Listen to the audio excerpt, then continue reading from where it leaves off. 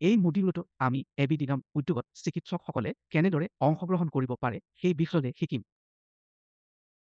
এই শিক্ষণ মডিউলৰ শেষতো আপুনি এবিডিনামত অংশগ্ৰহণ কৰিবলৈ চিকিৎসকে অনুসৰণ কৰিব লগা পদক্ষেপবোৰ বুজিবলৈ সক্ৰিয় হ'ব। এবিডিনাম সক্ৰিয় কৰিবলৈ প্ৰযুক্তিৰ প্ৰয়োজনীয়তাবোৰ বুজি লওক। আৰম্ভ কৰোঁ আহক। ডা চাৰিকাক লগ কৰক এগৰাকী স্ত্ৰীৰোগ বিশেষজ্ঞ যি নিজৰ ক্লিনিক চলাজত আৰু কোনো স্বাস্থ্য ব্যৱস্থাপনা তথ্য প্ৰণালী বা মিছ নাই। তেওঁ অলপতে এবিডিনামৰ বিষয়ে শিকিছিল আৰু অংশগ্ৰহণ কৰিবলৈ উৎসাহিত হৈছিল।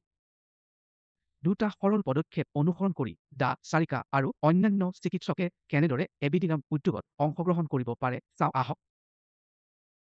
পদক্ষেপ 1 এটা SPID আৰু ফেচিলিটি সৃষ্টি কৰক। প্ৰথম পদক্ষেপটো হ'ল এবিডিনাম ছাইটত পঞ্জীয়ন কৰা আৰু স্বাস্থ্যসেৱা পেছাদাৰী ID দ্বৈত সৃষ্টি কৰা। এবিডিনাম ৱেবছাইট দৰ্শন কৰক আৰু SPID সৃষ্টি কৰক। SRRত ফেচিলিটি পঞ্জীয়ন কৰিবলৈ আৰু সুবিধা প্ৰাপ্ত কৰিবলৈ ফেচিলিটি মেনেজাৰ হিচাপে লগ ইন কৰক। SPID আৰু ফেচিলিটি সৃষ্টিৰ প্ৰক্ৰিয়াটো পূৰ্বৱৰ্তী মডিউলত ইতিমধ্যে বিতংভাৱে বৰ্ণনা কৰা হৈছে।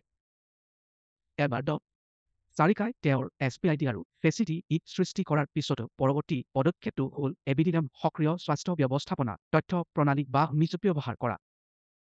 ড চাৰিকাৰ ওচৰত এটা আভ্যন্তৰীণ মিছন প্ৰাপ্ত বা বিকাশ কৰাৰ আৰু ইডাক এবিডিনাম সক্ৰিয় কৰা বা ইতিমধ্যে এবিডিনাম সক্ৰিয় হোৱা মিছ প্ৰাপ্ত কৰাৰ বিকল্প আছে।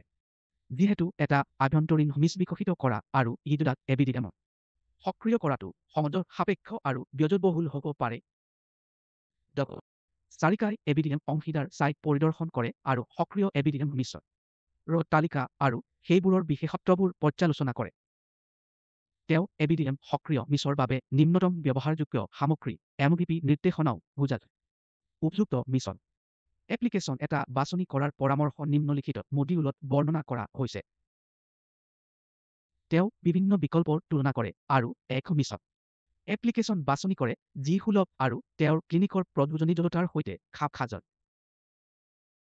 মিছন বাছনি কৰাৰ পিছতো ড চাৰিকাই সংশ্লিষ্ট মিছন বা প্ৰদানকাৰীৰ সৈতে এক ৰূপায়ণ পৰিকল্পনা কৰে আৰু তাৰ পিছত এনে এপ্লিকেশ্যন ব্যৱহাৰ কৰাৰ বাবে প্ৰশিক্ষণ দিয়ে। ড চাৰিকাই মিছন ছেটআপ সম্পূৰ্ণ কৰাৰ পিছত তেওঁ এবিডিনাম ব্যৱহাৰ কৰা আৰম্ভ কৰিব পাৰে।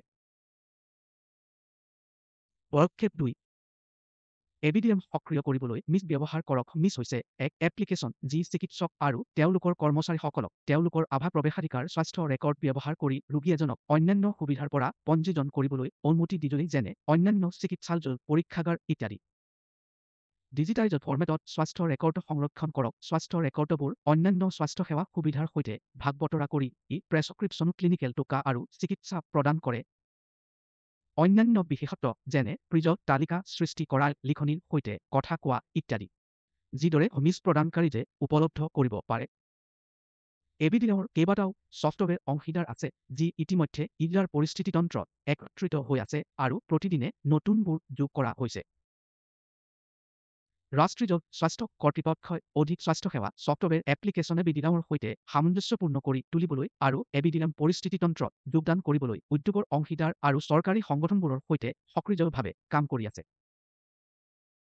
এবিডিনাম পৰিস্থিতি তন্ত্ৰৰ সকলো এপ্লিকেশ্যনে ৰোগীৰ সন্মতিৰ ওপৰত আধাৰিত কৰি ইজনে সিজনৰ সৈতে তথ্য ভাগ বতৰা কৰিব পাৰে।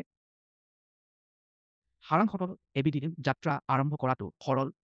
মিছ আবেদনৰ বাছনি আৰু ৰূপায়ণে সম্ভৱতঃ আটাইতকৈ বেছি পৰিশ্ৰম কৰাব। যদি ফেচিলিটিটোৱে ইতিমধ্যে মিছ ব্যৱহাৰ কৰি আছে ফেচিলিটিটোৰ কাৰিকৰী দলে এবিডিনাম চেণ্ডবক্সত পঞ্জীয়ন কৰিব পাৰে আৰু তেওঁলোকৰ মিছ এবিডিনাম সক্ৰিয় কৰাৰ প্ৰক্ৰিয়াটো অনুসৰণ কৰিব পাৰে। আলোচনা কৰা পদক্ষেপবোৰৰ উপৰিও মিছ দক্ষতাৰে ৰূপায়ণ কৰাৰ বাবে নিম্নলিখিত কাৰকবোৰ বিবেচনা কৰাটো গুৰুত্বপূৰ্ণ।